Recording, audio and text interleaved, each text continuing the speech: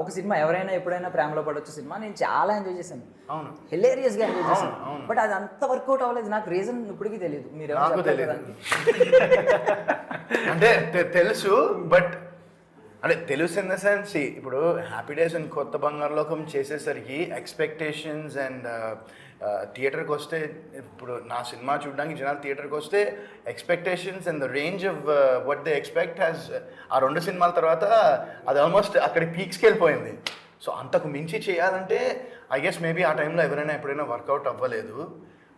But ఆ cinema నాకు ఇష్టమైన సినిమా, అండ్ ఆ సినిమా చూసిన తర్వాత నాకు ఇప్పటికీ గుర్తుంది. నేను చాలాసార్లు చెప్పాను కూడా, చాలా సందర్భాల్లో చెప్పాను. నాకు ఆ సినిమా చూసిన తర్వాత నాకు ఫస్ట్ సుకుమార్ గారు ఫోన్ చేసి నాకు అప్రిషియేట్ చేశారు. అంటే నువ్వు హ్యాపీ డేస్ కొత్త బంగాళాఖాతం చేసావు వరుణ్, దట్స్ ఫైన్, బట్ ఇందులో ఇంత ఎనర్జెటిక్గా ఒక ఫిల్మ్ని చాలా బాగా క్యారీ చేసామని ఆయన నాకు చాలా ప్రేజ్ చేస్తూ, నాకు ఆ కాల్ ఇంకా గుర్తుంది. నాకు సినిమా చూసిన తర్వాత కార్లో వెళ్తుంటే నేను ఇక్కడ మాసప్ ట్యాంక్ ఫ్లైఓవర్ అక్కడ ఆ దగ్గర ఉంటే ఆయన నాకు ఫోన్ చేసి చెప్పాను. నాకు ఇప్పటికీ ఆ కాల్ గుర్తుంది.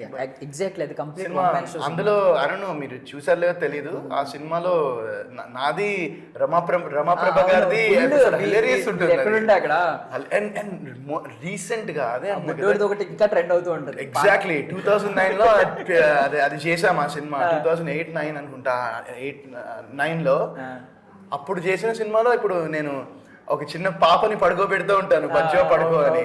అది రీసెంట్ గా నేను చూస్తుంటే అది రీల్స్ మొత్తం మా ఫ్రెండ్స్ వీళ్ళందరూ ఇది పంపిస్తున్నారు నాకు. ఎప్పుడు సినిమా బ్రో ఇదని, ఇప్పుడు ఇది 12-13 ఏళ్ల క్రితం సినిమా మీరు నాకు ఇప్పుడు పంపిస్తున్నారు. అంటే ఈ జనరేషన్ ఫాలో అవుతున్నారు, ఈ జనరేషన్ మదర్స్ అందరూ అలా ఫాలో అవుతున్నారు అనమాట పిల్లలు పడుకోబెట్టారు. సో ఎందుకు ఈ టాపిక్ అనేది అవును.